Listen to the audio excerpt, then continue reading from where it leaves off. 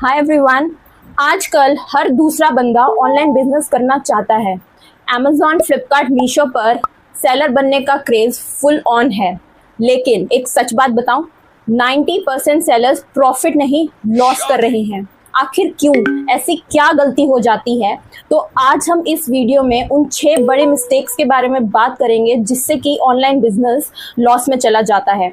अगर आप भी ऑनलाइन बिजनेस करने का प्लान कर रहे हो तो इस वीडियो को एंड तक जरूर देखना। सबसे पहला रीजन, कंपटीशन। मान लीजिए कि आप कोई टी शर्ट सेल कर रहे हैं तो प्लेटफॉर्म पर already 500 seller same T shirt या फिर उस जैसा कुछ ही बेच रहे होंगे। आप लोग एक दूसरे से प्राइस कम करने के चक्कर में पड़ जाते हैं जिसे हम कहते हैं प्राइस वॉर। और इस प्राइस वॉर का असली लूजर होता है सेलर।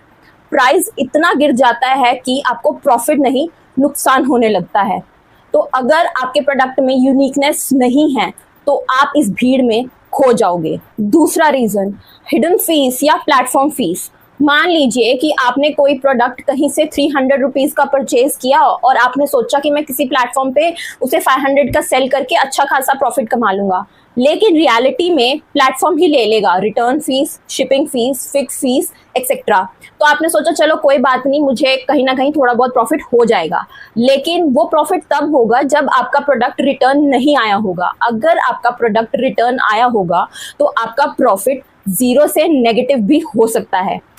अब बात करते हैं तीसरी टेंशन की, रिटर्न्स।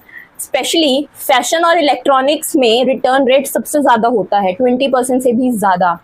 अगर आपका प्रोडक्ट रिटर्न आता है तो वो आपके लिए पैसा नहीं बल्कि स्ट्रेस लेकर आता है।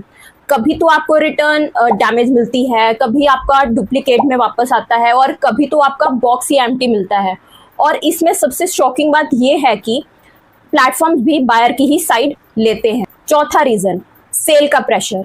बिग बिलियन डेज या ग्रेट इंडियन फेस्टिवल, प्लेटफॉर्म कहता है कि प्राइस कम करो, ऑफर दो, वरना आपको विजिबिलिटी नहीं मिलेगी। और आप मजबूरी में अपना 100 रुपये का प्रोडक्ट 70 रुपीज़ में सेल करते हो और इसके बाद भी प्लेटफॉर्म अपनी तरफ से बायर को डिस्काउंट दे देता है। मतलब कि आपका प्रोडक्ट बायर को 50 रुपीज़ का मिलता है। तो आखिर में सेलर को क्या मिलता है? फुटफॉल तो मिलता है लेकिन प्रॉफिट नहीं मिलता। पांचवा रीज़न, एडवर्टाइजिंग कॉस्ट। अमेजॉन की स्पॉन्सर्ड एड्स या फ्लिपकार्ट का बूस्ट फीचर, इनमें पैसे तो लगते हैं पर अगर एड से सेल नहीं आती है तो पूरा पैसा वेस्ट। तो ये कॉस्ट भी आपका प्रॉफिट खा जाती है। और अब आखिरी रीज़न, प्रोडक्ट में यूनिकनेस नहीं होती। मान लीजिए कि आप वही प्रोडक्ट सेल कर रहे हैं जो 100 लोग और सेल कर रहे हैं, तो कस्टमर आपका प्रोडक्ट क्यों ही खरीदेगा? अगर ब्रांडिंग नहीं है, पैकेजिंग भी एवरेज है, लिस्टिंग भी बेसिक सी है, तो कस्टमर ट्रस्ट नहीं बनता है। और अगर ट्रस्ट नहीं होगा तो सेल नहीं होगी। तो ऑनलाइन बिजनेस करना इजी नहीं है। अगर प्लानिंग नहीं है, ब्रांडिंग पर फोकस नहीं है, मार्जिन्स क्लियर नहीं है तो आप हमेशा लॉस ही करोगे। लेकिन अगर स्ट्रैटेजी क्लियर है, ब्रांड बना रहे हो, नंबर्स के ऊपर फुल कॉन्सेंट्रेट कर रहे हो, तो ऑनलाइन बिजनेस से अच्छा पैसा कमा सकते हो।